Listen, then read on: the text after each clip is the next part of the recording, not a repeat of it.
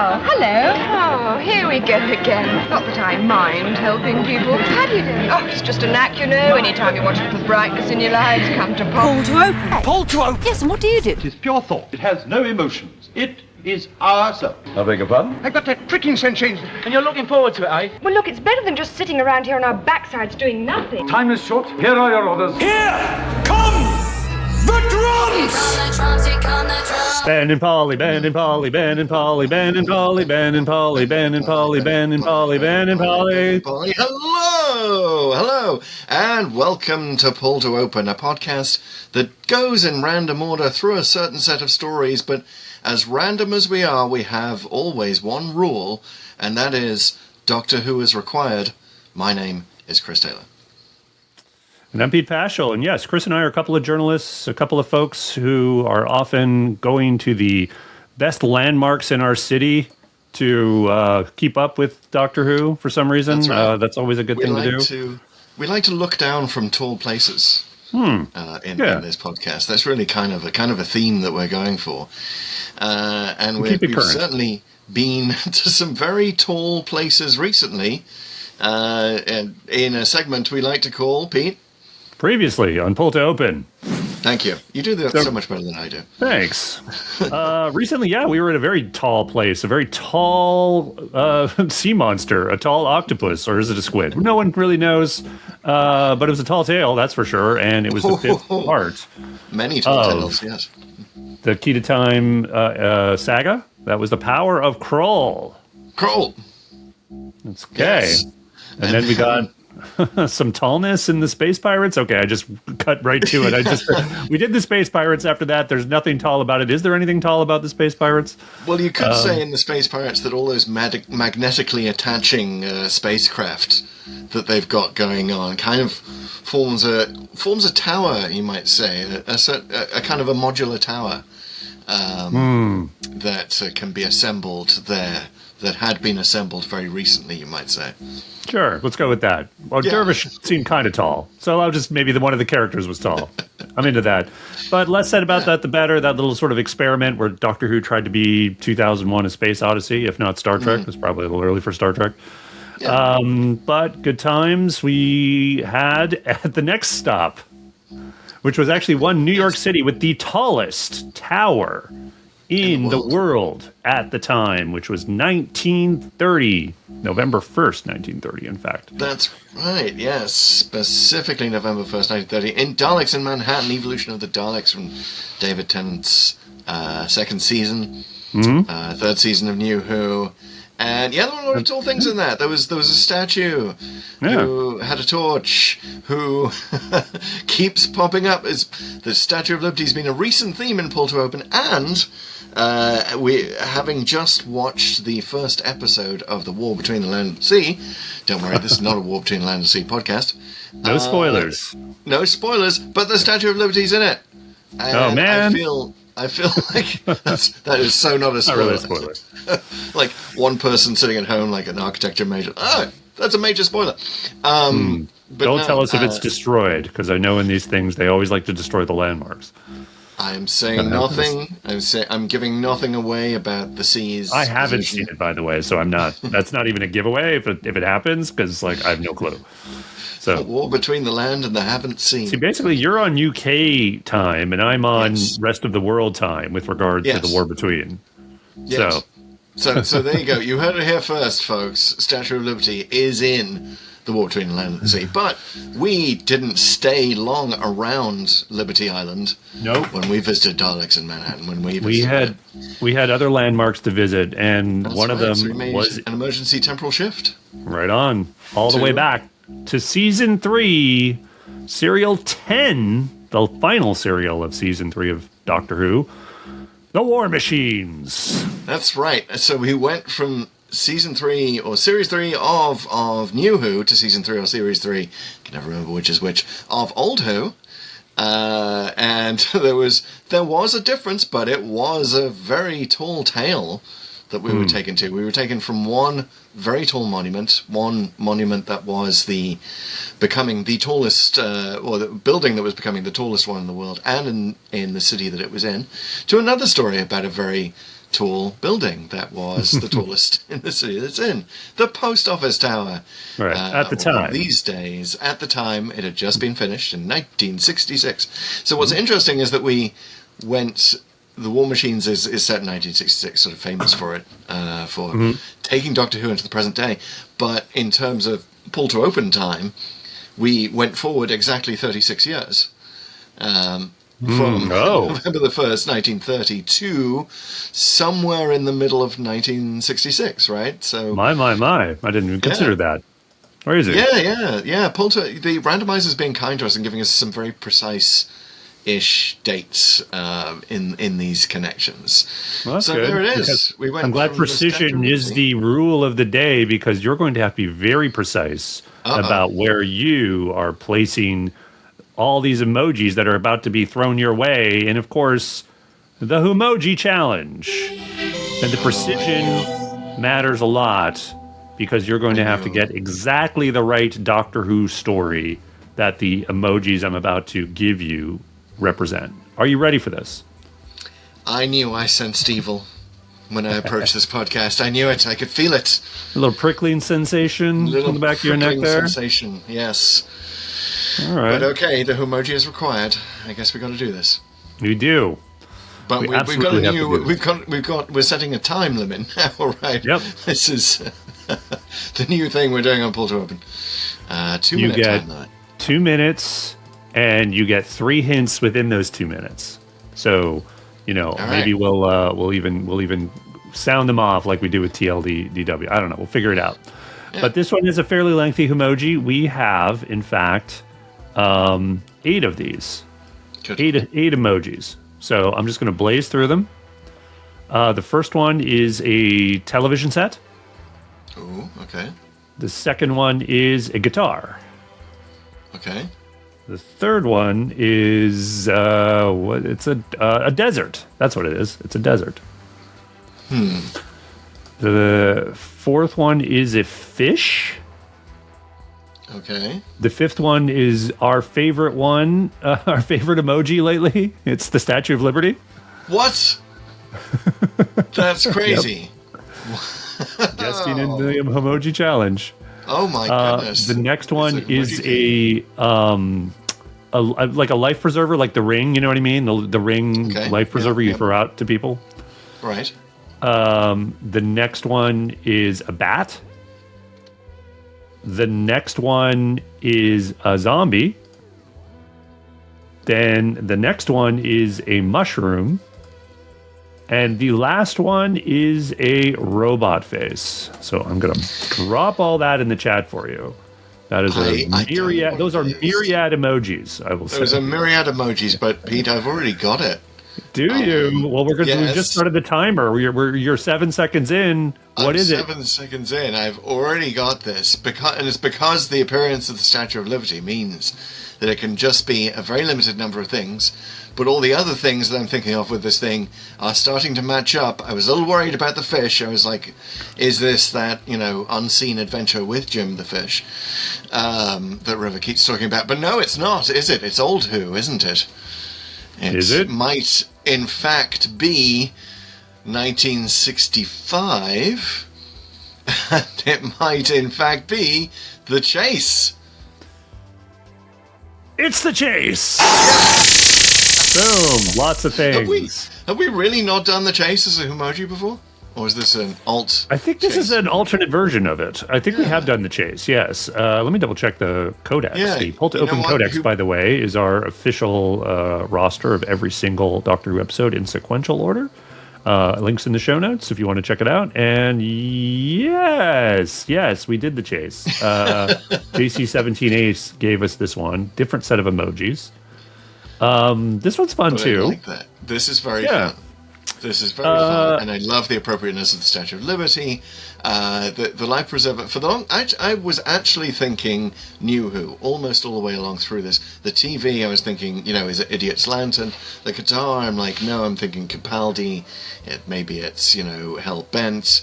But then the Statue of Liberty really narrows it down. I'm like, hang on, all these things are not in Angels Take Manhattan. it can only be an old Who story. But yeah, there it is. I'm a little like weirded out by the fish, which I think is supposed to be the Mire Beast, or am I missing one of the things? Because they go from Iridius to the Statue of Liberty. Is that right, or no? Yes. Is there something in between? I can't remember now. I'm pretty sure they don't go to a fish planet though, so I think it's the Mire Beast. I think you're probably right. Yeah. All right. Yeah, obviously missed out the extra robot Doctor Who in here. Right. The chase also appropriate because that had an episode called "The Death of Doctor Who." Well, and we're about to be talking. There's the robot face at the end, and not to hyperanalyze every emoji here, we probably should move on. But I thought initially that was the mechanoids, but maybe it is the robot Doctor. Who knows? Maybe it is the robot Doctor. Hey, Jonathan Riddle, who left us this on YouTube, please let us know if we are interpreting this correctly. And also, thank you for the numerous Whomojis you've given us. We're going to get through them. But you, too, can be a Whomoji contributor. That's right. All you have to do is leave a review of the podcast on the Apple Podcasts app and leave your Whomoji either in the title or the text of your review, and we will be happy to put that next. You get to cut to the front of the line if you leave your Whomoji in the reviews. So please do that. Apparently, the Whomoji Challenge, like Time, can be rewritten, and we can have multiple entries going into the Codex. But For sure. It's all part of the richness of describing Doctor Who and emoji. Time can be rewritten, and something else that can be rewritten is the poll that if you're on Spotify you can see all the way, scroll down, pull it from the bottom of your screen. That's right, it is Poll to Open, where we rate the show. You rate the show. No, we don't rate the show. We rate the show at the end of the show. You rate the show whenever you want to. If you want to pull from the bottom of the screen right now because you're like, I know what I want to rate the War Machines, it is clearly a insert your rating here because you're so familiar with Pull to Open rating systems. But you can do that, but we leave these polls open, which is why I say that they can be rewritten. And we have some ratings now, some preliminary ratings from The Power of Kroll. That is correct. From The Power of Kroll. Kroll. Thank you. It's like all our time on Theta Magma or whatever it was called meant nothing. It's clearly meant nothing to me because I've forgotten the name. Delta of the planet. Magna. There we go. Except for the name of the planet. I'll never forget good old Delta Magma. But we have some preliminary ratings now. Just to remind everyone, my rating for The Power of Kroll was a Professor Hater. It didn't really work, but they tried something or learned something. Pete gave it a hybrid. It's a rare case of Pete being more hybridized in his ratings than I am. Very rare. And you said a Dalek Zarbi hybrid. And bad news for Pete. Those Professor Hater is winning-ish at the moment. And when I say ish, it is level pegging with the worst rating, the Ogron, for an irredeemably bad episode of Doctor Who. Both of them are on 27%. Then we've got the Dalek, the Fixed Point in Time, in the next tier of ratings, and then the Lady Cassandra. But yeah, people either really hate The Power of Kroll, I'll just do it myself, or they're like, yeah, we kind of hate it, but they learned something, which is that you just don't let Tom Baker pretend that he's singing like a soprano or playing a flute with a reed. Just don't let him do it. That's clear, Professor Hater. There's definitely some hate on this episode. It's sustained. I will say, like, there's a it probably hasn't aged well. Obviously it hasn't aged well, but like even more so than most of classic Who. For a bunch of reasons. The Power of Kroll is not so much like a fine wine. It's like a wine that's been left out in a swamp after 3 days, and then you're like, that's. I've learned something. I've learned to not drink that wine. You say to yourself. Cool. Yep. Yeah. Well, I appreciate everyone who took the time to rate The Power of Kroll. Again, wait till the end of this episode, and you'll hear what all the ratings are if you're not sure. And then you'll know exactly how to rate the War Machines after we talk about it, of course. And you will also know, you will never forget how to follow and support the show, we are on almost all the socials, on either Pull to Open on TikTok and Blue Sky, if you're that way inclined, Pull to Open 63 on Instagram, the thing that is still Twitter in my mind, and most other places. And if you're on YouTube, you can become a true companion. Not a dodo chaplet, but a true companion. We will not write you out halfway through the story of Pull to Open, dear listeners. No hate for Dodo here, okay? She was real. No, she was in the TARDIS. She was in more than one story. She traveled with the Doctor. She was true. Her meets all of our criteria. Her accent, not so much, but she was true. Anyway, if you're on Spotify, if you go down to the bottom of the show notes, you can see the link where you can kick us some cash. Send us a bribe and we will not send our war machines around to your place. Or just, subscribe to our new WOTAN.ai, which we'll be telling you about later in the show. It's our brand new model. Someone just phoned us up this morning and told us all about it. All of which clever insertion of details about the war machines leads us into a part of the show that I'm very much looking forward to, which is where Pete picks up a telephone and somehow ChatGPT gets into his brain and tells him how to summarize the show that we're talking about. Pete, how do you feel about this? That would be amazing if that were true, because I could use it. I haven't I've seen the War Machines in a long time. I saw it watch it for the podcast, and now I've kind of forgotten most of it. Although, luckily, I've been refreshed by this right here. Hey! Novelization. Stuart Black, the writer of the story, in novelization form with a nice picture of the War Machine looking Hold that up. scarier than it actually did. There's the War Machine, everyone. And WOTAN will hypnotize you if you look into that. By the way, if you're not on Spotify or YouTube, Peter's holding up copy of the Target novelization. It's funny in some of these later Target novelizations from the 80s, they mixed up the logos, so they would just do the current logo of the show. And it's like, this one looks probably the most wrong, right? Because it's like Doctor Who, the 7th Doctor logo with all this first Doctor imagery. Which is right, like, the 7th Doctor wasn't in 1966, the 7th Doctor was in 1963. Get it right? Yeah. 7th Doctor probably spent more time in 1963, at least in I think it's partly because the 7th Doctor logo is very weird. Like, it's probably the weirdest Doctor Who logo and more uncharacteristic. And it's kind of like, Doctor Who The Collection is using the Whittaker logo, which is fine. You know what I mean? I think that doesn't sort of taint it. I mean, not that it would taint it, because no offense to Whittaker in the other sense that it doesn't feel wrong that you have that logo on, say, a Davison era type thing. Is my point. So this is a Wendy's, and also, sir, this is TLDW. Sir, you're kind of going off on a tangent. Commenting on. I see what you're doing. You are stalling like Stallman just went to the Inferno Club. All right, hold on. Let me get rid of all my notes, etc. Yes. We do this blind. This is the part of the show we call TLDW. Too long didn't watch. Too long don't watch. Too long Doctor Who. Too long desire war machines. Too long desecrate WOTAN. No, I'm stalling for you here.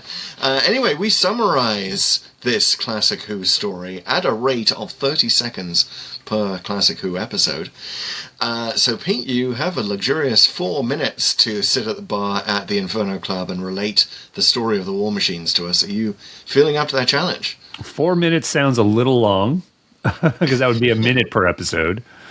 So I'm thinking I'll do it in less. I'll do it in 2.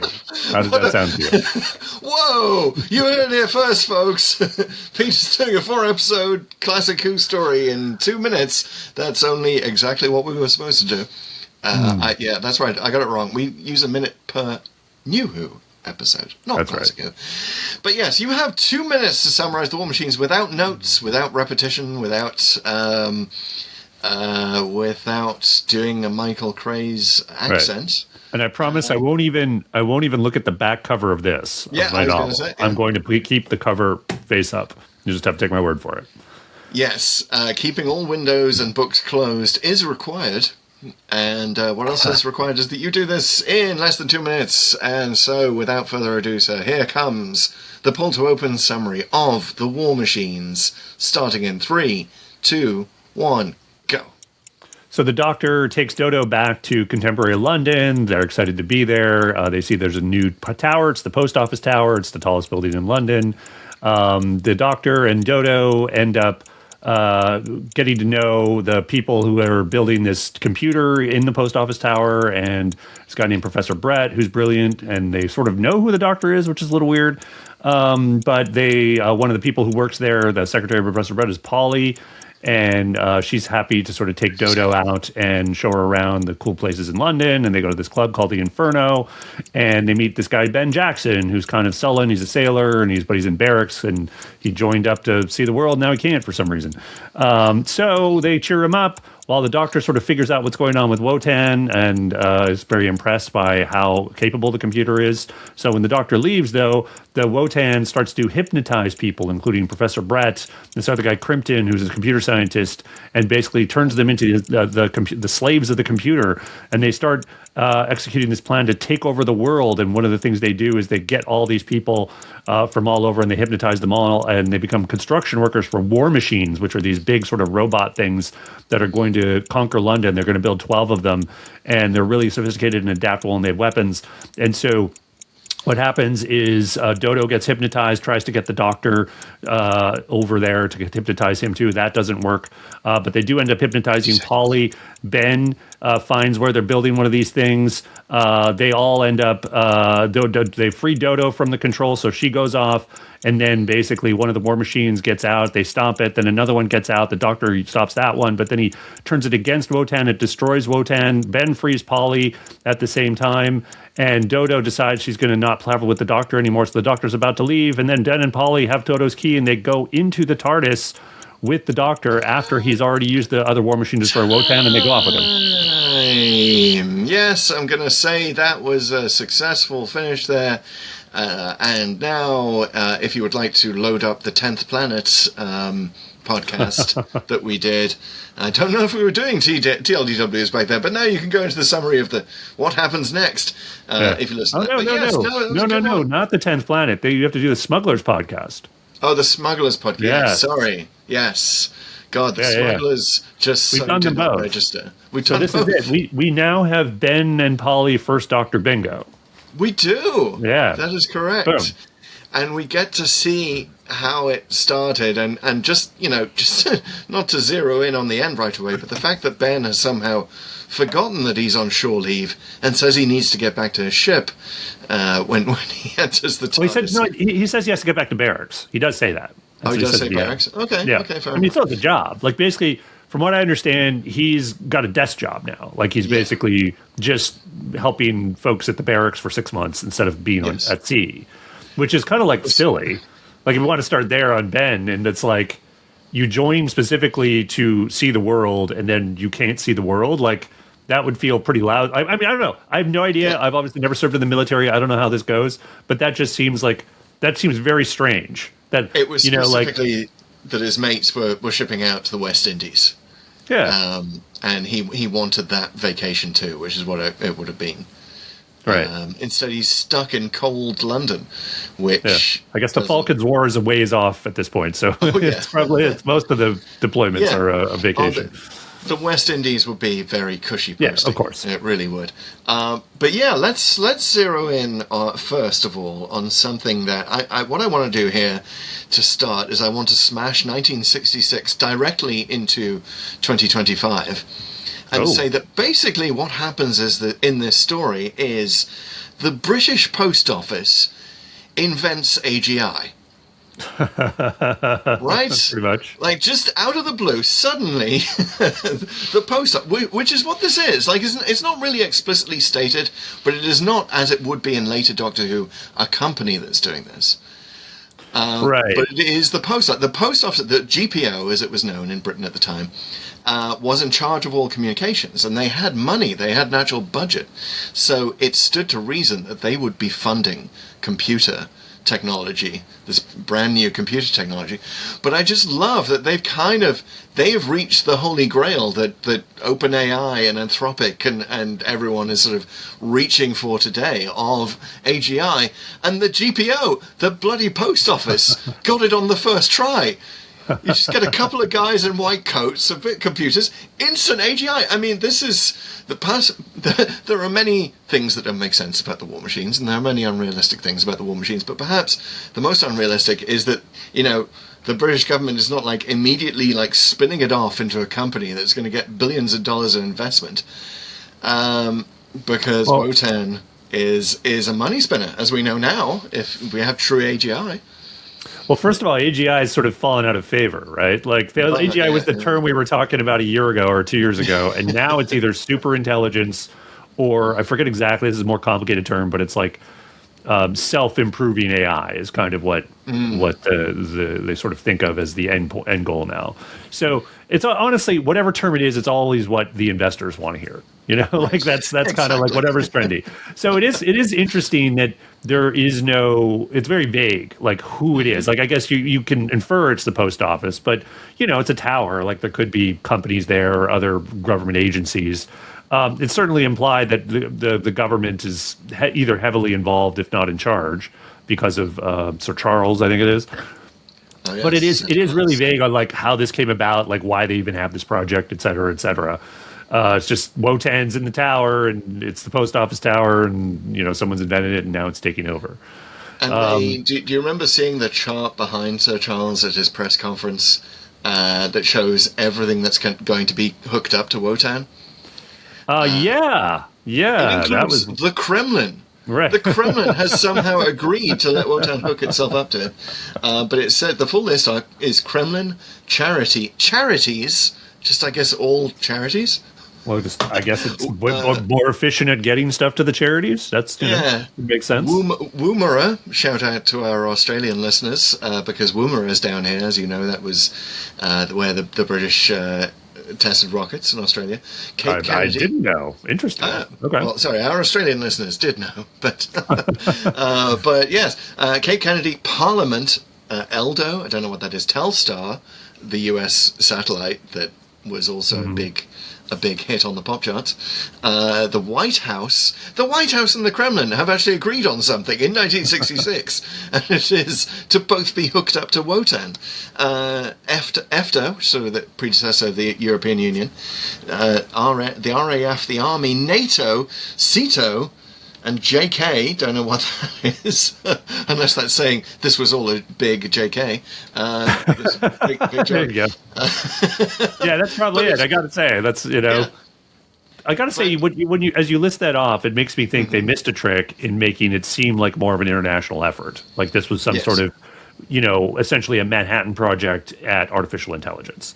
And they could have had, you know, representatives from at least some of those nations, even not that I'm desiring to see another episode with a bunch of bad accents, but that is, you know, they could have done more as opposed to just a couple of stuffy British guys and and you get one with the bow tie, which I'll admit, bow ties are cool. Bow ties are cool. You know, these people are not. Professor Brett is not that cool. But he's no Sam Altman. But if you want cool, and there is a lot of cool stuff in the War Machines, and a lot of 1966, a certain amount of 1966 coolness that has not aged well. We'll get to that. But one thing where it does, I think, at the time. one thing that I do think that it has predicted about the world of AI in 2025 is there's basically just one tech reporter left in the world. At this press conference is one Roy Stone of the New York Sketch, who may be sounds kind of sketch. Yeah, maybe other than the Gunfighters and Morton Dill, maybe the first American accent in I guess the Hartnell era had a surprising amount of American accents, didn't it? But yes, Roy Stone of the New York Sketch is there. Well, let me talk about that press conference for a second, because I'll say that was, to me, the fakest thing about the war games. Yes. Or sorry, the war machines. I'll probably make that slip more than once. But. Yep.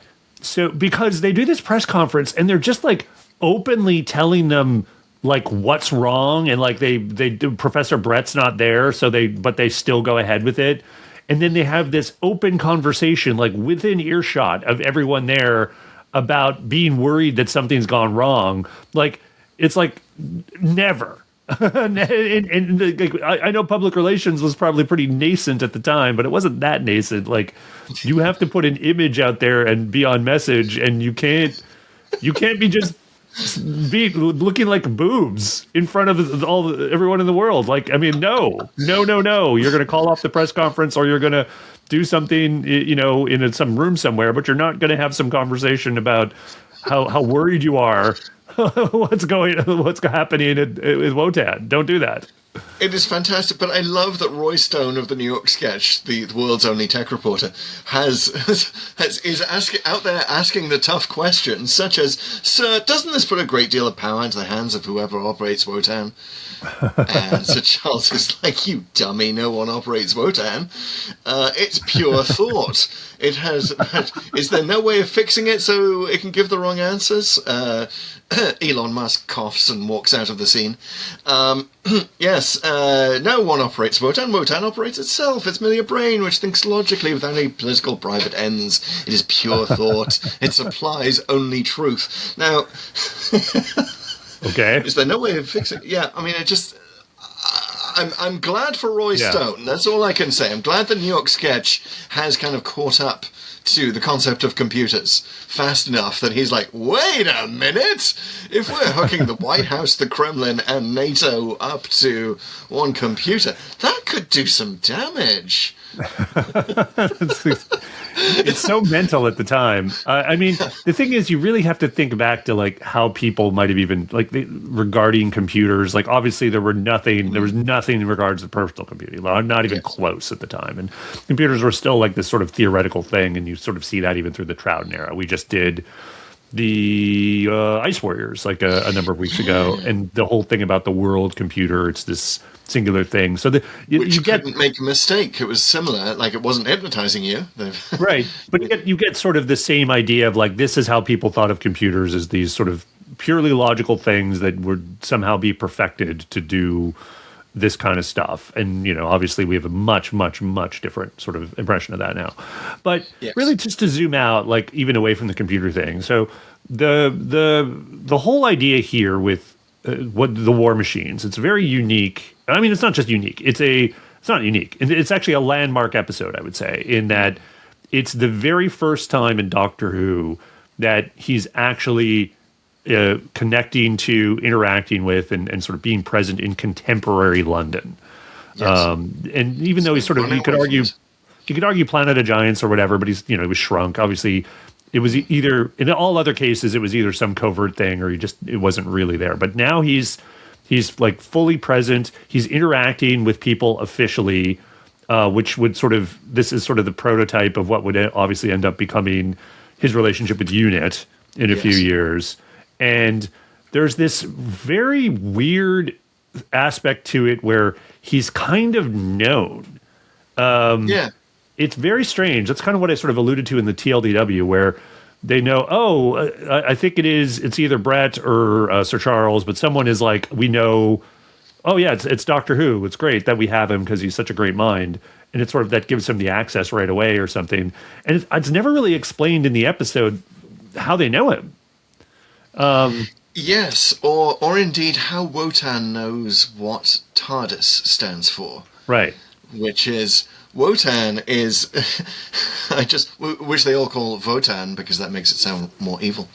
But they ask some questions at the start. The first question is, what is the square root of a really small number? And the Doctor's weirdly impressed by that.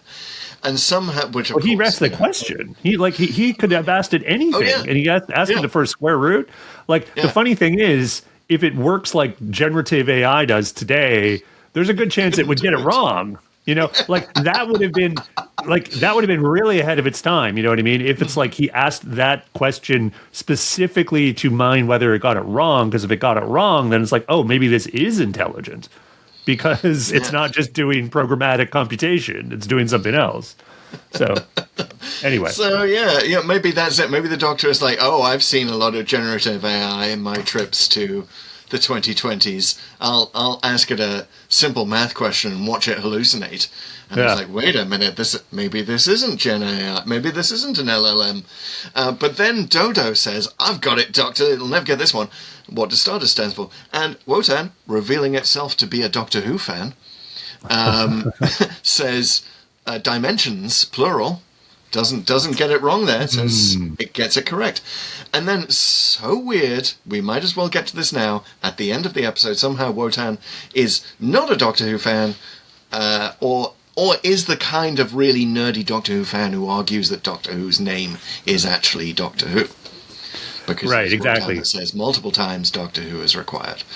And someone else, I forget who, does refer to him as Doctor Who. I don't know if it's because WOTAN does it first. Yes. I'm not sure who does it first, but it does happen. So it's one of the hypnotized scientists, you're right. Now, the novel does provide an explanation for this, at least something that you can take and then extrapolate and say, like, oh, it could account for all of this. And that's that it actually explicitly mentions Ian. So Ian Chesterton supposedly contributed in some way to WOTAN, to the project. And because of that, he let everyone know about the Doctor. Like somehow, like he, for whatever reason, thought it would be not just a good idea, but that people would believe him. That there was this incredible guy. Maybe he didn't give all the details about him having a time machine that travels in time and space, but maybe just some brilliant guy who knows a thing or two about, well, everything. And so if that makes sense, and remember, Ian is the very first person in the entire series to say the words Doctor Who. Mm-hmm.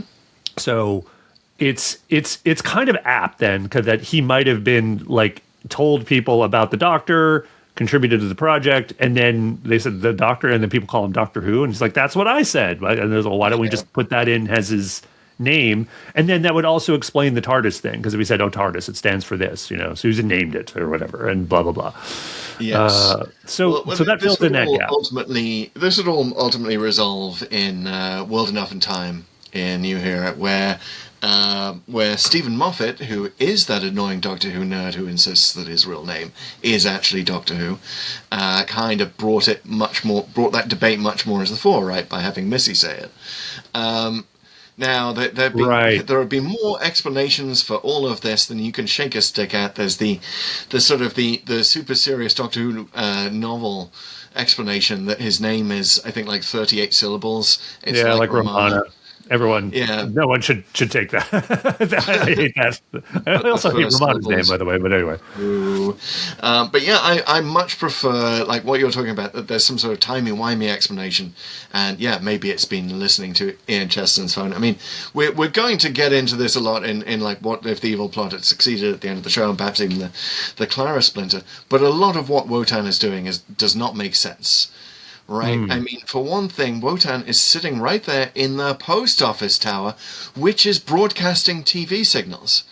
And even though this is a story that has actual newsreader Kenneth Kendall, of starting very early. Started for the first time, Doctor Who is using an actual newsreader, but definitely not for the last time. This would definitely continue into New Who. Oh, yes. Oh, yes. But also make up his own. There was the woman, I forget the American woman who you see often in New Who. Yeah, Trinity Wells. Yeah, that's right. That's who I was thinking about. Because she's actually been in recently with the in Lucky Day. Oh, she's also in War Between. Is that what you're telling me? She's also in War Between. In Lucky Day, she'd basically gone to Newsmax. Right. But now in War Between, she seems to be on more of a mainstream network again. All right. She's pulled it back from the brink. But yeah, WOTAN could if it was anything like Gen AI, it could use the TV signals. It's very effective at hypnotizing people over the phone. Why does it need the war machines? It's sort of the big thing here that doesn't make sense. Why does it need to spend so much time making people build these rather crap inferior Daleks? Well, are they inferior, though? I mean, they are from a design standpoint, and there's a reason we haven't seen them again. But I think as people talk about them, and certainly as they're depicted in the novel, the War Machines are quite formidable. And it's not necessarily just because of their weaponry. It's because they're adaptable. And this is one of the unfortunate things that doesn't translate that well in the actual broadcast serial, that they sort of change their capabilities and their tactics to match the last threat. They're actually very Borg-like in that sense. You remember in Star Trek, the Borg would always sort of beam into a ship and then they get zapped, and then the next one would come and it'd have like a shield or something. They'd always sort of adapt to the weaponry or the things they're doing. Yeah. That's sort of what the War Machines are explicitly said to be doing in the novel, where there's a line of dialogue somewhere in the third or the fourth episode where like, oh, the grenades aren't destroying them.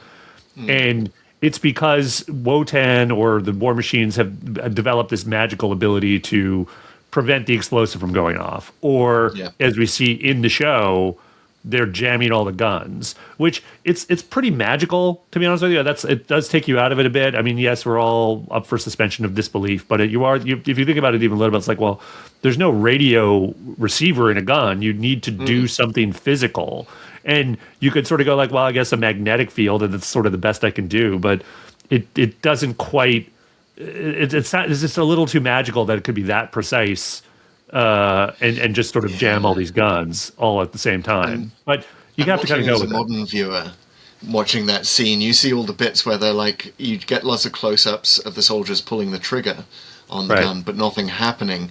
And you don't know, because this is like an era where special effects are pretty basic. You don't know if this, like, they're supposed to be firing. And it's not clear for, like, about a minute at that point. It's like we just get a minute of triggers being pulled.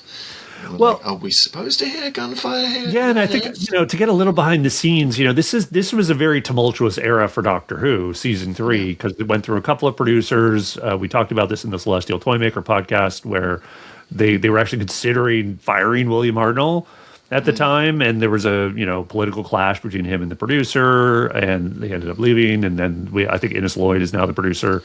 For the serial, who was brought on because of that political thing. So the point is, like, the attention to detail that you might have gotten earlier, and you probably wasn't quite working here in the same way. Plus, the schedule was just so punishing. They did so many episodes every season. They were filming from like September to August, I think, and so. The thing is, like, to your point, I think there's some problems with direction here, as there always is. But I mean, here it's like, you're right. Like, it's just not clear why the War Machines are so great. It's not clear. Should like you would see more close-ups on the trigger sort of pulling and more reactions to make that clear if people, had time or there was more attention to that kind of detail. And the other thing that punctuates this is there's virtually no music. Like none, which is not uncommon. Like in the following story, The Smugglers, it's also didn't have music. But it is one of those things where it's like, oh, clearly, like, no one cared. Like, no one was, like, someone, they either forgot it or just were like, we don't need music. And it's kind of like, okay, that's a poor choice. There is a certain amount of carelessness to this. And, I don't want to say bad things about Innes Lloyd. Or Jerry Davis, the new incoming script editor, but it does, and certain reviewers have noticed this about the War Machines, that it does feel like someone who doesn't know Doctor Who has come into Doctor Who and is calling him Doctor Who, is calling, and that's just one example of, like, it just doesn't seem right, and he's just sort of trying to make it Quatermass, or he's trying to make it like the Avengers or any of the other British sci-fi things that you'd know was reading at the time, and he's trying to update it, man, trying to bring it into swinging 60s London, and we have the kids in the in the Inferno Club, which is like, so it's so staid now. We're like, what is this? Like, this is supposed to be a rockin' bar, right? Which it was nowhere close, but it did, at least, like, it did bring the kids in. We see the Doctor from sort of the perspective of London youth in the 60s, who Dodo Chaplet was supposed to be, lest we forget, but her Cockney accent kind of faded over time. Now we have, for the first time in Doctor Who, with Ben Jackson, with Michael Craze coming in, we have a proper London accent. It's totally, it's a real London accent, you know. It's Ben. He's like, yeah, what you do? What, governor? There's a lot of that, and and it's great. It doesn't seem like much now, but it was a real revolution for the show. It was really this sort of new era of the '60s of optimism of Carnaby Street. I mean, if you want to place this in time. If you're American, I'll say it's just before the Revolver album, the Beatles' Revolver album, will be released. And if you're British, I would say it's before the Revolver album got released, and it's 2 weeks before the World Cup final. Okay. Yes. So, yeah. So that's getting with it. So I do like that they're trying to make it contemporary. All the stuff with the club and the Inferno. It's fine. It's just, for me, it's more signposting what they're trying to do than actually doing the thing. Again, it's this 1966 Doctor Who. You're not going to get something along the lines of the dance scene in the Church on Ruby Road. You're going to get, like a thrown together set and a couple of extras or like, some dialogue. And I think it's pretty by the numbers stuff. Ben is... Polly and them are trying to cheer up Ben, and then there's that guy. There's like some dude who's trying to make a play for Polly, and Ben ends up decking him or something. I don't know. It's sort of that, but it's also that mild '60s version of the violence. It's not like really that serious. And so did you get when the Doctor comes into that club and they say he looks like that DJ? The DJ? No. DJ. Do you know who they were referring to? No. This is one of the most horrible things about the War Machines, not the War Machines themselves or Wotan's plot. It's the fact that this is the Doctor Who story that references Jimmy Savile. Oh, okay. Yes. Why don't you tell us all who Jimmy Savile is? Jimmy Savile is infamous now today as a paedophile, basically, who operated for years under the nose of the British establishment. He had a TV show. I grew up watching his TV show. Jim will fix it. Before that, he was a DJ on Radio 1. And the thing about Jimmy Savile that people have noted since was that he was kind of hiding in plain sight the whole time by kind of dressing like a paedophile. He kind of just went there and just kind of dared you to call him out. It's a really horrible story looking back on it. But at the time, he was super popular. And it's basically, obviously, this was before all of that came out, I assume. Yes. So, all right, well, unfortunate. Didn't come out till after he died in the 2010s. So oh, wow. This had been going on for years, yeah. Okay, well, less said about that. Maybe the better. Sadly, this... we could, but fortunately, it's a vague comment, so we can let it go. And also, fortunately, if you're watching this now and you can't get the Jimmy Savile comparison out of your head and you're watching all of Doctor Who in order, then there's only 2 more episodes before he regenerates. 2 more stories. It's okay. He will not look like Jimmy Savile. He will start to look like the Beatles. All right. It's one of these cases, strangely, where I'm sad I do know that now. I'm so sorry. I know. Yes. Well, to get it back to some innocence, the interactions between Ben and Polly are kind of almost delightful in how innocent they are. In that there's again, this is Doctor Who kids show. There was very little in the way of sort of romance when it wasn't played for comedy, and. But it's so obvious, these two are, meant for each other, but Ben never actually makes a play for her. Admittedly, she's hypnotized for half the story, so there's that, but it is. I also thought about when he takes out that guy at the club. Do they have bouncers in 1966? How's this even being allowed to happen? He's grabbing Polly and you think someone would just. Wild West back then. Crazy. Yeah, his name, by the way, the name of the obnoxious guy is Flash. Yeah, that's so 60s. That's amazing. It's so 60s. Flash, not the savior of the universe, but the basically the asshole who calls Ben a half pint. And then, go on, Ben, deck him with your judo. So, let's talk a little bit about the war machines themselves. So the war machines, they're kind of an unfortunate design. They're so boxy and kind of boring. The weapons they have this thing that looks like a fire extinguisher type thing. But I mean, it's kind of similar to a Dalek gun, just longer. And it looks like what they've done is taken essentially the whoosh air rush fire extinguisher type technology that they were using in the movies, like the Dalek movies. So if you look at the Daleks in Doctor Who and the Daleks, Doctor Who Daleks Invasion Earth 2150, which has just come out. Yeah, that's like the rush thing. And so I don't know, like there's a reason they haven't really used it since, it's not really that convincing. And they are sort of emergency backup Daleks, aren't they? It's like there would be if there were a Dalek story, at this point it might be a good one to end on. You sort of feel like they wanted to do a Dalek story, but maybe there were some problems with Terry Nation and the rights and the movie, and they're just like, let's just do something Dalek-ish, Well, I think they were also trying to make an attempt maybe to sort of do something on their own. Like, could we do something that's sort of the equivalent? And they'd tried with the Mechanoids the year before. That didn't work. Right. And now they're trying this thing. But they're just like, because there's fewer points of articulation, because those sort of club hands they have, like, look so unconvincing. Like, they only have one. They're really just almost like they have one dimension in which they can sort of swing almost, and it's a funfair kind of thing, isn't it? Yeah, like this funfair hammer is swinging down. There's just too much suspension of disbelief just looking at the thing, thinking this would be any trouble at all. That's kind of the issue. In the book, they sort of describe it as more humanoid-like, and that you get the impression the hands are sort of bigger, and maybe it sort of looks more like a big gorilla type thing. I don't know if that would have been better. It probably would have been, actually. Because the war machines they honestly just look kind of silly, like that sort of smiling face or something, or what it sort of looks like a face meant to be. And I love the idea that Tatwood has in About Time, which is that was actually Wotan being very smart, because soldiers are less likely to fire on anything with a face.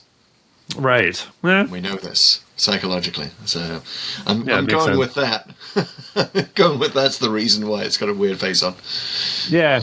So, I also think, like, when they're shown to be doing things, it was funny. I was watching this with Grace, and they're kind of, like, testing the machine, and it keeps just, like, knocking over some milk crates or some trash cans, and it's like, oh, you're gonna conquer London by basically messing the place up and knocking over everything? Is that the idea? It's like, it's gonna be so messy that's gonna take weeks to clean up. We'll just take over all the authority places while everyone's out sweeping the streets, because after these machines just knock over everything. I mean, this is a world where, the Sir Charleses of the world are very much in charge here. And that, I think, is why the Doctor gets so immediately accepted, is that he just looks like an aristocrat, like a 60s aristocrat. He just looks like a good sort of fellow, good, right sort of chap, And it's the right sort of chaps who are running everything. And Sir Charles can just pick up a phone and talk to the army or whatever, because he's Sir Charles and he has an accent. So it's that kind of world that we're in, and I do like how they've thought a bit about, like, how the Doctor needs to interact with the world, right? Even though they're sort of deferring to him, he does say at one point when Ben just wants to, we got to look, stop wasting time. Let's just stop these guys and rescue Polly. He's like, we have to talk to Sir Charles because he's in charge. Like, if we want the army or whatever, like, we need him to do it. So the reason I bring up Sir Charles, by the way, in relation to the crates being knocked over by the war machines, is you can sort of imagine that would be the worst thing in the world for these aristocratic types. Running the establishment of the time. Good heavens, that machine's making a mess. Stop it immediately. It's going to be hell to pay to clean that up. So there's like tons of sad sort of logical things that don't quite work. The army encircles that warehouse where the war machine is, and they don't seem aware of it. At least in the book, they say they are, and they're observing it. But it seems like I think the guy who's, I think it's Major Green, one of the people who's in the warehouse says, yes, everyone's here, even though they've just literally spent the last 5 minutes showing the army encircling the place. Like, they should be well aware of it. all the stuff with well, actually, I got to say the stuff where they stop the second War Machine. I thought that was fine. It's Where they rope it off. Where they rope it off, and I would have ideally liked to see a bigger roped off area. It's a little silly that the machine doesn't sort of think there's anything amiss with this thing it's going into. Then, in other words, they should have tried a little harder to make it look like it was actually something that they were trying to fool it and trap it. But the whole idea is fine. I just don't like where it's like they turn it on and it doesn't just stop dead. It's still kind of doing stuff. And I think there was a lot of sort of lack of clarity sometimes on what was actually happening, especially when the Doctor stops the previous machine, the first machine they encounter. It's like it just sort of stops. And then the Doctor says, oh, it's because it had incomplete programming. Well, how did he know that?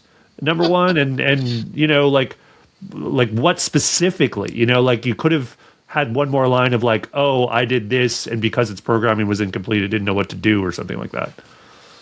Yeah, there's also a flub there, I think, where William Hartnell hits his head on a bit of the War Machine.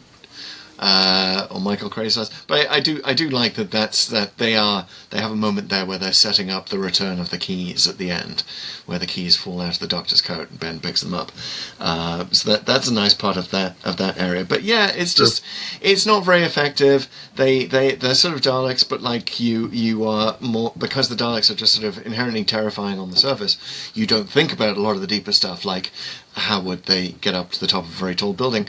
But here you do think about the fact that when the Doctor reprograms a war machine and it goes and attacks WOTAN itself, it's like, how did it get up the elevator in the post office tower? Did it just sort of press the button with its big smashy thing? Smash elevator machine, and then when it gets in the elevator, someone else needs to come in. It's like smash closed door button. Sorry, totally like. Yeah, there's no fine manipulation of anything. Like in other words, like the Daleks actually like it's kind of brilliant. Like you when you see a bad design like this, like you kind of unpack why the Daleks do work, right? Like the creepy eye, much more creepy than the Wotan face. That feeler, the sucker arm, the plunger. Yeah. It's a plunger, but it's like, well, in the sci-fi world, that could be anything, and then obviously it's sort of how they do things. So there must be some way it sort of can simulate a hand in some way. And then, you wouldn't even think, well, yeah, of course, it just got in the elevator and used its plunger somehow. Like, I mean, that's what Daleks do. Sure, yeah, and it can, as we finally discovered in Dalek, can suck people's faces off, which is what we all imagined all those years. It was fantastic. But yeah, this is the origin. It's interesting because what we've got here is a story that both shows why the Daleks work better than this, but also it's because this story exists that Cybermen exist, right? The connection being Kit Pedler. Right. Who created the story for this, and of course is the creator of the Cybermen 2 stories down the road in the 10th Planet. But he was brought in because the script editor Jerry Davis was looking for basically a scientific advisor. He was UNIT before there was UNIT, and he needed a scientific advisor. He wanted scientists who would come in and come up with like random story ideas. And his test for every scientist who he got in was. He would look out his window at the post office tower that had just been completed outside his window, and he said, "What if that got taken over? How would it happen? How would that be a story?" And none of the scientists passed the test until Kit Pedler came in, and he's like, "Well, obviously there's a big evil computer at the top of the post office tower, and it would use these machines at the bottom to like be it would be super intelligence, and it would do all this." And Jerry Davis is like, "First of all, you're hired. Secondly, let me get a pen." Nice. And they get out of that meeting, out of this thing that's just supposed to be an interview question.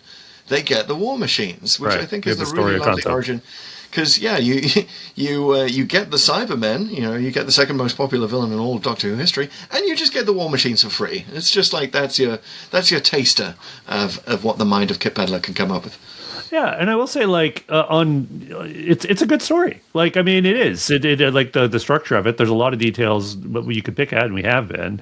But that idea of this sort of happening in London and then by extension the Earth, but also like in a place like the Post Office Tower, which is on everyone's mind, that would end up being a very repeated thing, obviously not just in Doctor Who, but throughout Doctor Who. I mean, they did stuff in Canary Wharf, right? They did the Shard. And if you think about all these sort of London landmarks where evil things are happening, are actually really like, you know, it's Torchwood or it's like the Great Intelligence is doing something, like, it's just kind of a cool idea. Like, you know, it's this thing that has been newly created or newly built that, you know, is capturing the imagination. Let's weave it in somehow. And then it's sort of this is sort of the template here that of how Doctor Who does that and how it sort of interacts with contemporary Earth, and it works. That's right, and it only works because future evil geniuses learned to wipe out the New York sketch, which was clearly on the tail of these evil computers. But yeah, it killed the world's one tech reporter. I'm just going to say that happened. So a couple moments. Yeah. I like that how episode 3 ends with the Doctor sort of standing in defiance. I was just going to say that is, yes. So Michael Ferguson is the director on this, and shout out for that, which I think is one of the most memorable things I've seen in the Hartnell era. The cliffhanger of episode 3. It is William Hartnell's hero shot. Yeah, it totally. Is, like, that shot could have failed so badly and made him look like an idiot, but he looks like Doctor Who. You know, He's the hero in that shot. And it's so nice that he got that before he exited the show, right? Yeah, absolutely. And it's also so nice that it's in an episode that is intact, because a lot of them, you know, in the following season aren't. And this one barely is, right? Because this episode was technically junked. It's just that they found copies overseas and they were able to fill in some of the gaps, because there were a couple bits for whatever reason that weren't preserved, but they obviously all already had the audio recordings, right? And they were able to sort of paper over them a little bit. And, you know, you could read the details of those online, but it's kind of too bad for the rest of the sort of Ben and Polly era, and certainly it's too bad just generally, but this is, I believe, still the only Ben Polly episode that's still fully intact. Like, I could be wrong about that. Maybe stuff's been recovered since, but no on Smugglers, no on 10th Planet because of the final episode, no on Power of the Daleks, obviously, definitely no on Highlanders, and then what's after Highlanders? There's stuff. I mean, there's nothing fully intact, right? Like there's Moonbase, and then there's Underwater Menace. Yeah, none of those. I don't think any of them are preserved. So it's really, you know, Michael Craze and Attica Wells like kind of got the short end of the stick. We almost forget they were companions because we never see them. Like they're not in sort of the consciousness of Doctor Who fandom because most of their episodes have been lost, and luckily their first one at least is intact. That said, Dodo is done dirty, man. Man, the actress's name, Jackie Lane. Jackie Lane really had the rug pulled out from under her on this. Apparently, her contract only accounted for 2 of the episodes here, and they stuck to it to the letter. She was in for 2 episodes. She's out. She's taken over by WOTAN, and then she goes to the country to recover apparently, and then just never comes back, and she just gives the Doctor her love, which is just the worst leaving scene because she's not even in it. Yeah, it's Dodo, man. It's really sad, but it's nice that Jackie Lane went on to have another career in which she would hire a lot of voiceover actors, including one Tom Baker. So she was, you know, she's fine, but it is very interesting and very appropriate, I think, that we go from the era of companions with fake working class accents that don't even stick to this is Swing in London starts now, and it starts here. Right. It starts with Ben and Polly, and it starts with the whole the Duchess thing, which is interesting. I was looking forward to seeing the origin of Ben calling Polly Duchess. And it's not really anything. It's just that he thinks she's a bit stuck up, which she isn't really, like by modern standards. I don't know what it is. But he has this great phrase where basically Polly asks him out for a lunch date the next day. Mm-hmm. And he's like, all right, but I ain't no Deb's delight. Which I just love as a Like, I'd Want to never heard translate of that? that phrase. Deb's delight was just the standard definition of a single successful, well-bred man that would be attracted to a debutante, which Right. is still the idea that you had at the time of, like, if you're in your late teens, early 20s, you're a debutante. You've just been. It was literal in London just a few years before this that you would be presented at a ball. You would debut. So that's what a deb was. I kind of know what he means. I mean, like I like Polly a lot because she's very kind of fun and like I think she's arguably even like a better representative of the swinging 60s. I do like her casualness, and I think that's a little bit what Ben means. I mean, it's hard to articulate, but someone who's never really had to worry about surviving, she strikes you as, and she's just sort of she's still fun, and I think she's I like her exchange with Dodo, where Dodo's taken over and she's like, "Oh, are you feeling better?" And Dodo's like, "Yes, shouldn't you be getting to work?" And she's like, "Woo." But I like how she goes, "I'm sorry I asked," but it sort of taking it in stride, which I kind of liked. Polly's, I love the whole thing that Polly has about herself of like, oh yeah, you need someone cheering up, you call Polly. And she could be meaning that genuinely, or she could be meaning it sarcastically. Annika Will sort of plays it kind of perfectly neutral down the middle. But yeah, she doesn't cheer Ben up. But I do love that whole scene where she's trying. And Polly really came alive for me then, for that whole thing of like, she imitates Ben's sour-looking face.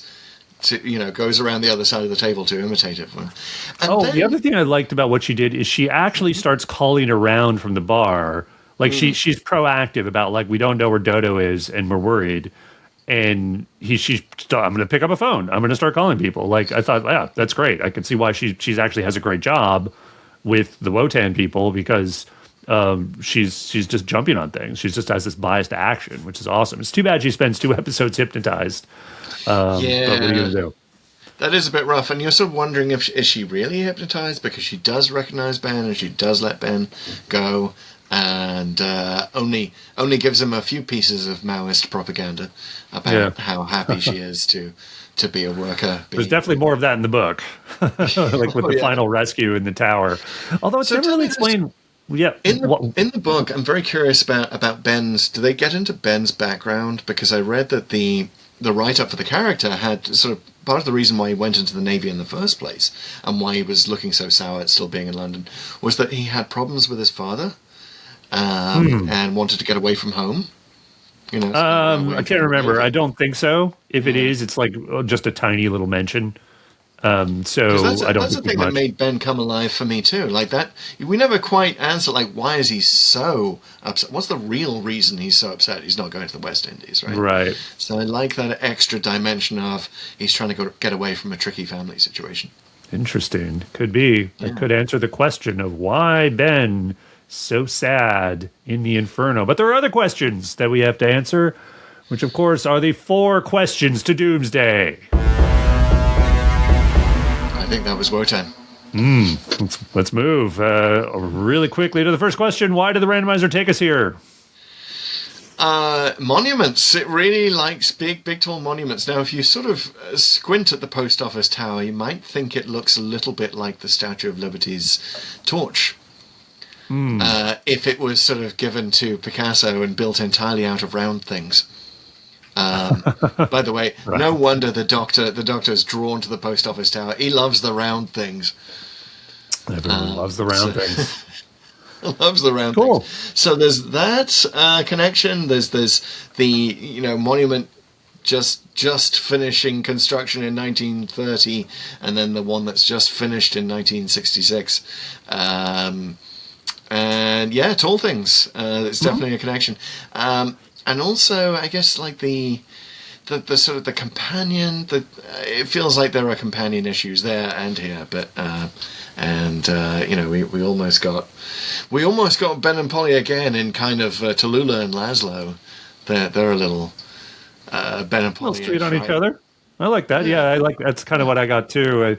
There's a bit of a romance there. This is obviously 1960s Doctor Who romance, so it's not really there. But you definitely get the sense Polly has feelings for Ben because they somehow shine through in the whole warehouse thing where she's doesn't give him away, and she's not really sure why, even under her sort of hypnosis. So given that WOTAN seems to have no trouble turning anyone into a killer, like, or someone who would just immediately commit suicide for the computer, she must have some very deep feelings, I think, if that's going to break through that kind of control.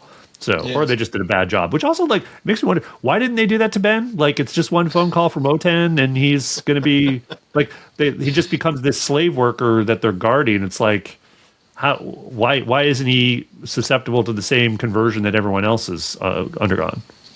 Yeah, it's interesting. We've gone from the Daleks converting themselves to becoming more human to a story that creates humans that act a bit more like Daleks. Right. So there's that. But I also do think the Randomizer does like to keep an eye on the present day, our present day, and present day developments. And, you know, this is kind of its commentary on AI. It's like, hey, you know, everything you're worried about with AI now, Doctor Who did first in 1966. Well done, Doctor Who. Always ahead of your time. But it is our time now to move on to the second question, which is, what if the evil plot had succeeded?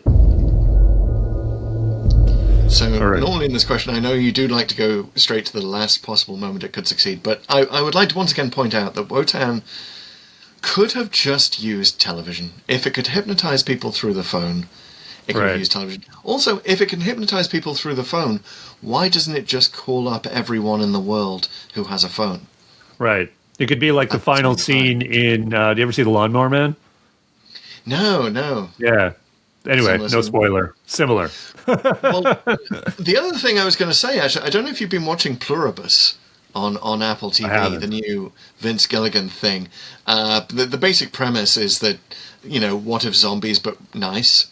Like, you know, there's a zombie apocalypse and everyone in the world just kind of gets connected and they're just all happy now.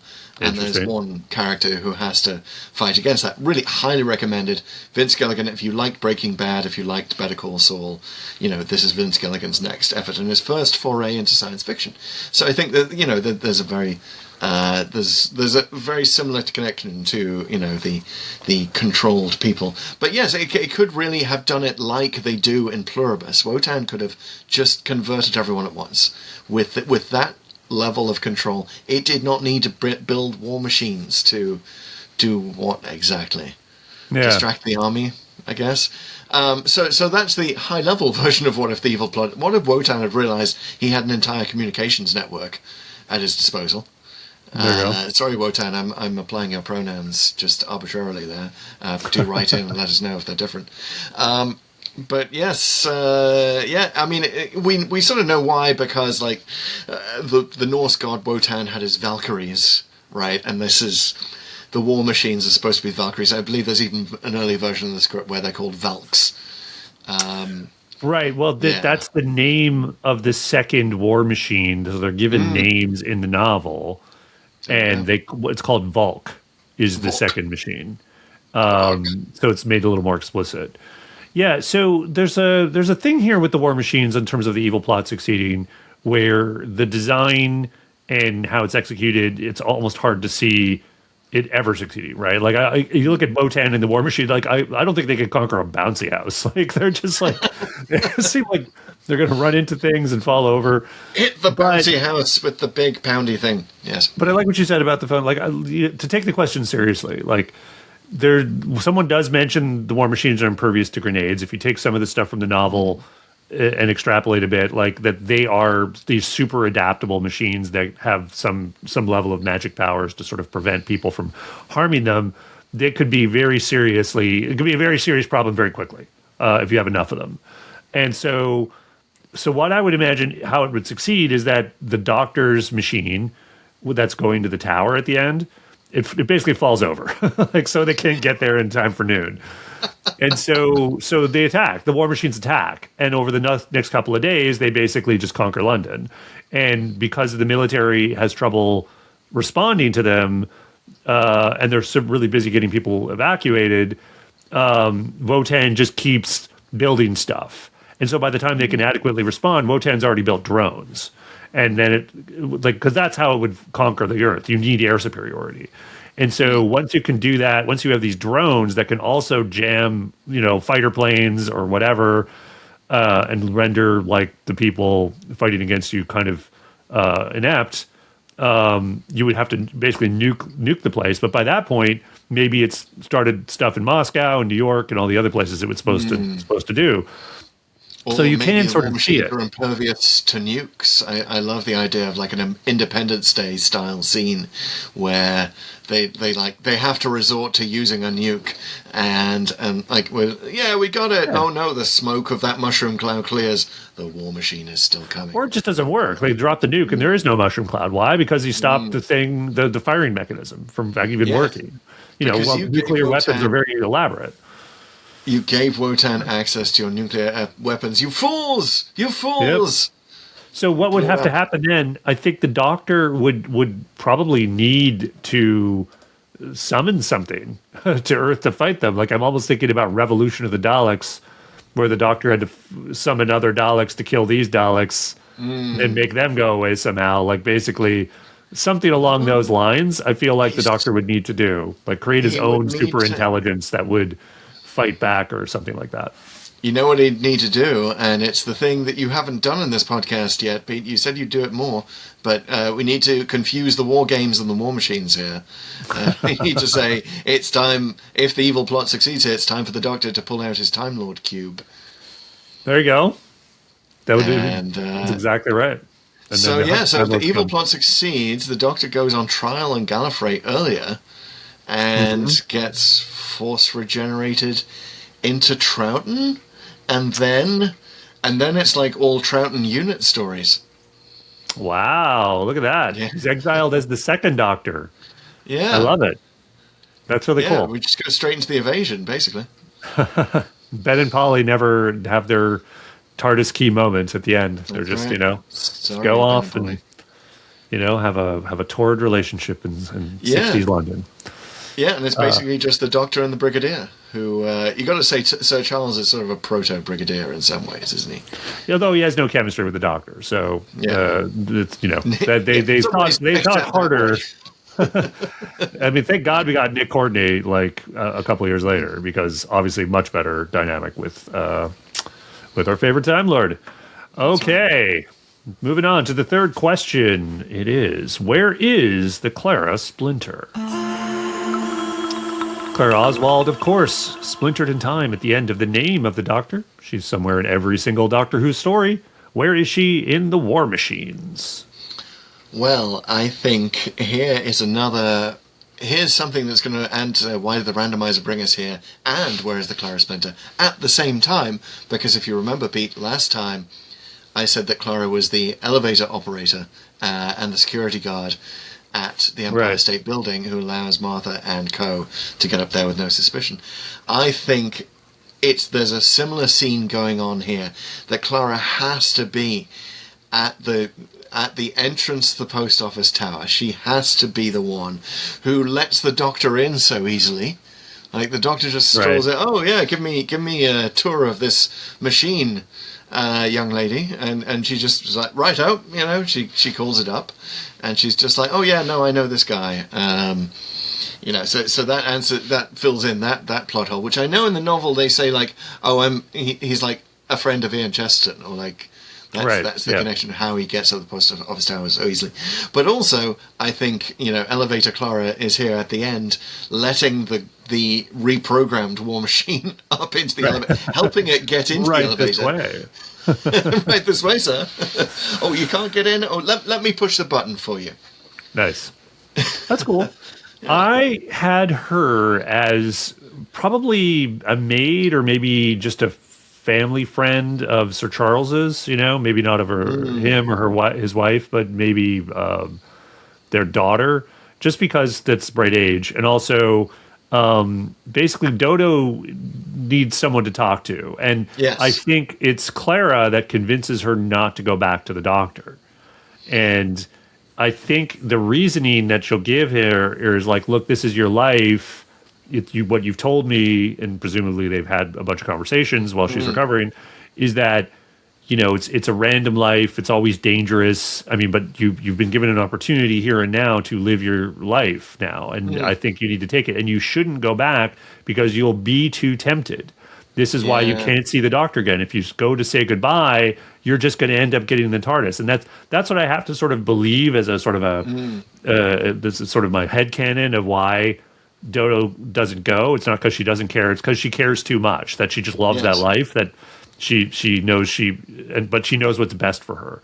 Also, I'm going to add, Clara probably also knows that Dodo needs to live the experiences of Who Killed Kennedy, which is a novel. It's one of the better novels that they've written. It's not even with a specific Doctor. It's all about tying together a lot of the events of the Unit era together, and then a lot of sort of ex-companions of the Doctor feature in it. Dodo features very prominently in Who Killed Kennedy. I won't give any spoilers, but it's a great book, and knowing that she needs to live those events, Clara makes sure that she doesn't go back. Does the book feature the Statue of Liberty? I'm just going to ask this now about any Doctor Who media. I don't recall, but I don't think so.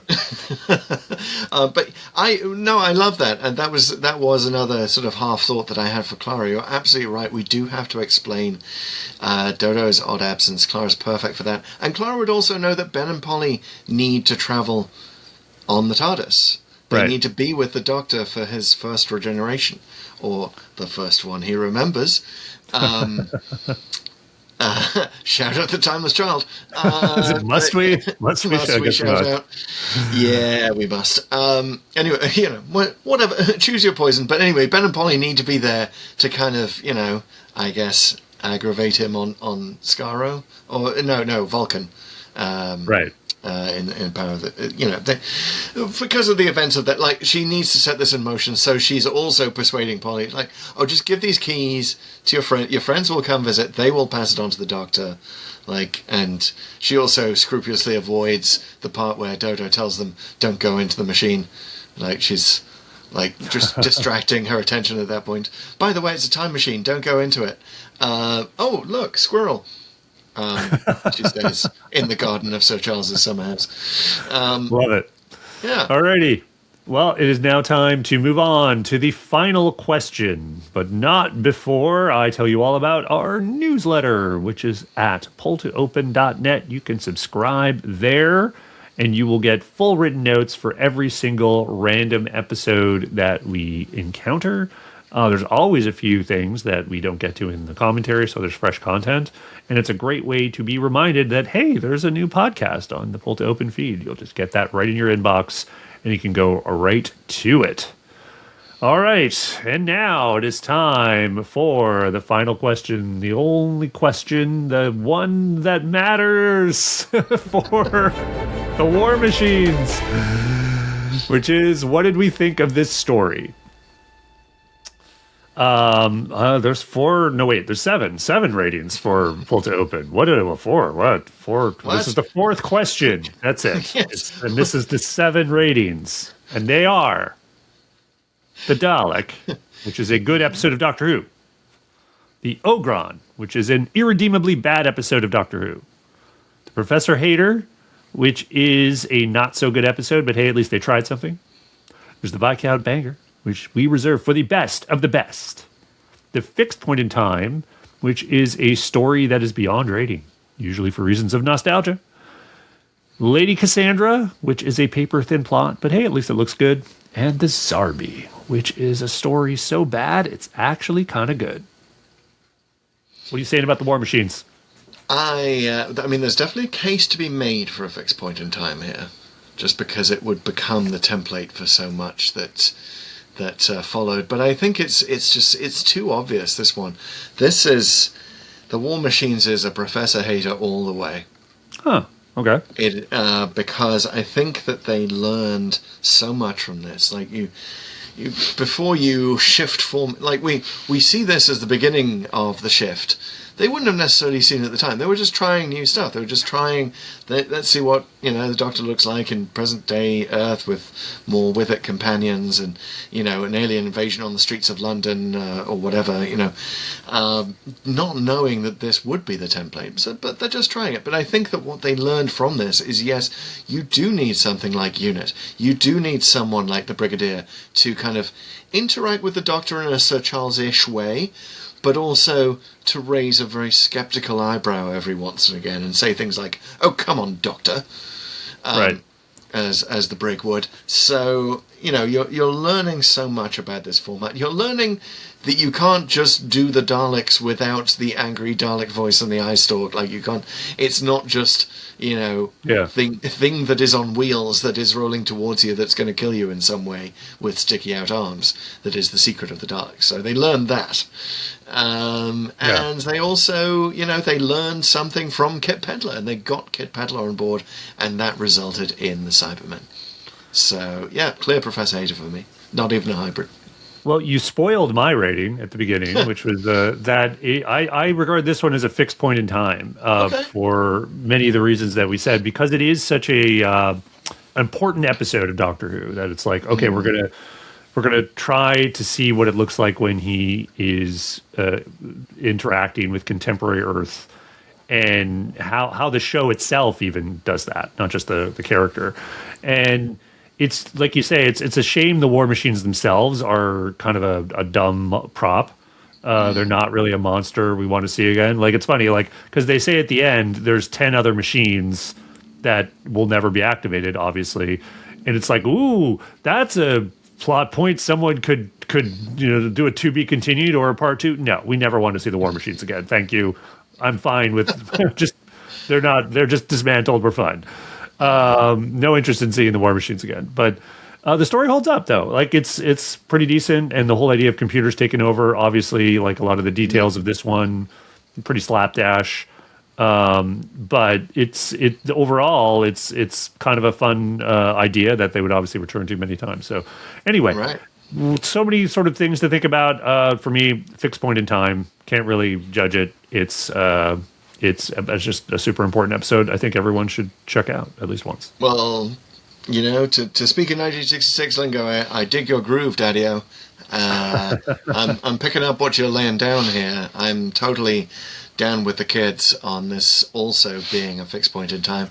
And yes, and it being a hybrid rating ultimately between the two of us of a fixed hater in time. I think that's very, very accurate for what we've going on here for all the reasons that we've mentioned. But it is now time to bid farewell to those war machines and to step back into our own time and relative dimensions in space, which we call the Randomizer, because the Randomizer will tell us where to go next, pausing only to wonder, did the Doctor stick around for another 2 weeks to see himself at the World Cup final in 1966 where Daleks invaded the pitch? Shout out to everyone who knows what I'm talking about from the Doctor Who magazine comic strip for the 14th Doctor. Right. But he wasn't really there. That was the whole thing. That was that was. Did you read that whole adventure? I did, but you know what? I read it at such a glacial pace that I forgot almost all details from week to week. So yeah, it's a good one. We should review that one sometime if we ever get through the entire show. Which I'm sure they're going to only make one more episode, right? Just next Christmas, and then that's right. Yes, yeah, exactly. They're going to wrap it up. We will finally see the war machines, I'm sure, in RTD's Christmas special 2026. Which, of course, we should say, hey, happy Christmas, everyone, and happy holidays. This is the Christmas episode of Pull to Open for some reason. It's so weird because an episode where stuff keeps attacking ineffectually and the words Doctor Who get used over and over again was sitting right there in the name of the Doctor, which was a Christmas episode. Like, thanks, Randomizer. You could have sent us there and had the same elements. Anyway, maybe it'll send us there next. Who knows? We do. Or we're about to, because we're stepping into the Randomizer, which has two components. Pete's sitting at the controls of one of them, and that is the codex that has the list of all of the Doctor Who stories that we've done in sequential order. Pete fills it in week to week with a little pink line saying that we've done that story. And the whole thing is starting to look pretty pink. It's looking pretty full, man. And I've just filled in the war machines, and I can report that we now have 166, aptly enough, stories left of Doctor Who. London, 166. Yes, fantastic. All right, well, I'm sitting at the controls of the other part of the randomizer, random.org, which gives us true randomness, atmospheric noise, and strange phone calls from WOTAN that are bouncing around the atmosphere. Definitely do not pick up that call. Definitely let that one go to voicemail and have your smartphone write out the voicemail transcript of, hi, it's WOTAN from the tax review unit. I was just wondering if you could pick up the phone now. Sorry, WOTAN, we've outfoxed you there. Anyway, so that's what random.org is. It uses atmospheric noise, not algorithms, which are just completely rubbish, and this is true random number generator. So I will hit the button that gives us a number between 1 and 166, but not before Pete and I have gotten down on our knees, done the crawl dance before the randomizer, and asked it for some Christmas presents. So, Pete, what do you want from Santa Randomizer? All right. Well, it always does the opposite somehow what we do. So I'm going to say, do not give us anything holiday themed. Nothing holidays. None of it. I see what you did there. Even WOTAN may have seen what you did there. But yes, what do I want? I think I'm into the sort of the Doctor kind of being in, kind of letting his hair down and going to like a swinging 60s London into a cool club. I want more like cool clubs, more nightclubs, more scenes, more like we've done Church on Ruby Road, obviously another nightclub that featured most recently in Doctor Who, but there are many others. So take us out, Randomizer. That's what I'm saying now. Take us out. Are for there Christmas. many others? Sure, like a lot I'm sure of there clubbing in Doctor Who. Gotta be. Got to be some dancing and stuff here and there. We'll find it. You find it, Randomizer. We'll do it. All right. Are you ready, sir? I'm ready. Give me the countdown and then say pull. Let's do it in 4, 3, 2, 1. Pull. Run for your life. 26. It's staying early. Early. Oh, baby. It is Doctor Who and the Silurians. Oh, it's happening! It's happening! We should have done it with the Doctor Who. It's so obvious, like the connection right there. Oh, it was right there. Oh my God, the only episode title with the Doctor Who in it. This also gives us a bingo on season 7, which right? Are and a bingo on the 7 episode stories. Oh God, it's 7 episodes. Oh no, sorry, it doesn't. Well, we have the Daleks still, and come to think of it, Evil of the Daleks, I believe. So there's a couple more, but yes, certainly bingo for season 7. But that's awesome. We do have it kind of in time for the war between the land and the sea. The story that started it all. This is what you asked for, people. kind of. Well, you asked for Sea Devils. But, this is kind of... Yeah, you'll take this as your Christmas Genesis gift. of the Sea Devils, sort of, kind of, a little bit. All right, folks. Yeah. That is going to be a fun one. We are looking forward to revisiting the Pertwee era, and it's a very landmark episode. Hey, this is Pull to Open. It's a podcast. Podcasts are great things to subscribe to or follow on whatever platform you may be listening to us on. But the absolute best thing you could possibly do with a podcast, especially this one, is share it with a friend. If you know of anyone who is into Doctor Who or really just wants to go deeper on their own Doctor Who-ness, we're the podcast for that. Guys, we want to also shout out Martin West, who does our music. He always makes it sound a little more professional every week, and we appreciate it very much. And don't forget to follow us on the socials, Pull to Open or Pull to Open 63 on most networks. All right, yes, do all that, and then make a note to join us next time in the Cyclotron caves, I guess, where we'll see what happened when the Doctor did actually get a military group of his very own that he was allowed to get angry at. Which wasn't the case in the War Machine, so it's a very, very interesting place to go next. Very much looking forward to it. Take care, folks. See you with the Silurians. It's definitely not a complete misnomer. We'll see you.